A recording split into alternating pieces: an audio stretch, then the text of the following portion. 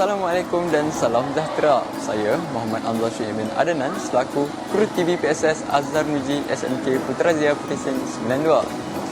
Kini saya berada di Pekarangan di mana berlangsungnya Karnival dan Larian Aspirasi Pendidikan 2025 yang menghimpunkan ratusan peserta daripada pelbagai sekolah dan orang awam.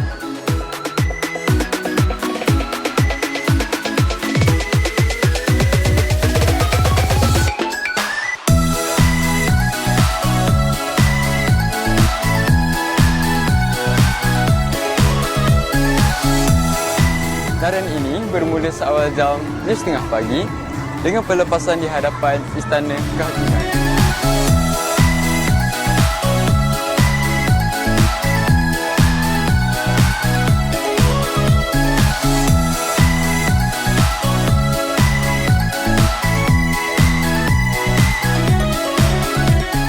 Para peserta kelihatan bersemangat dan ceria menyertai acara yang bertujuan memupuk gaya hidup sihat.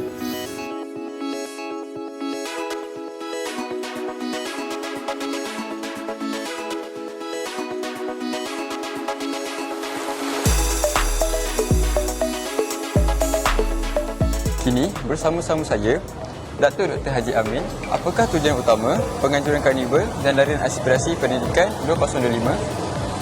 Kita mengadakan program pada hari ini adalah pertama, kita bekerjasama dengan Perbadangan Putrajaya yang mana mereka ada Car Free Day dan memenangkan pada hari ini ramai adik-adik kita, rakan-rakan kita datang ke Putrajaya. Jadi kita buat satu program yang agak signifikan iaitu Karnival dan Larian Aspirasi Pendidikan ataupun KLAP. Antara tujuan utama kita mengadakannya adalah untuk kita meraihkan rakan-rakan pendidik kita, guru-guru yang terlibat dalam sektor pendidikan untuk bersama-sama kita selain pada riadah, kita berkenal mesra, kita berkongsi pendapat dan kita ada juga showcase apakah yang telah dilaksanakan sepanjang tahun ini untuk sektor pendidikan. Saya amat gembira juga kerana pada hari ini kita dapat menghimpunkan lebih kurang daripada 15,000 orang peserta, iaitu satu jumlah yang amat banyak, yang amat ramai yang dapat sama-sama dengan kita. Selain pada riadah, kita juga dapat lihat bagaimana keindahan Putrajaya, kita lihat bagaimana mereka membuat showcase berkaitan dengan pendidikan dan sebagainya. So kalau nak ditanyakan adakah segala objektif untuk kita adakan program ini berjaya, saya rasa berjaya.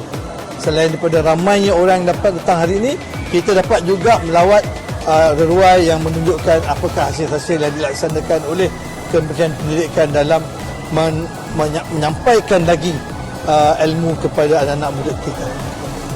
Okey, baiklah. Seterusnya, bagaimana Kementerian Pendidikan melihat peranan aktiviti sebegini dalam membentuk sasiah dan gaya hidup sihat dalam kalangan pelajar? Ini salah satu program yang kita amat galakkan kerana selain pada kita berpeluh, kita dapat berkenal mesra, dapat network dengan rakan-rakan yang lain. Sebab 15,000 orang tu ramai. Kita pun sebenarnya tak ramai, kita tak pernah jumpa. Jadi hari ini kita jumpa kawan-kawan baru. Jadi itu lagi menggalakkan kita untuk terus berinteraksi lah dalam masa-masa yang akan datang. Jadi saya haraplah dalam masa yang akan datang kita akan dapat buat program yang sebegini dan kita mengumpul lebih ramai lagi selain pada pendidik-pendidik dengan juga anak-anak murid di sekitar kawasan ini untuk turut sama. Okey, baiklah. Sekian. Terima kasih, Doktor.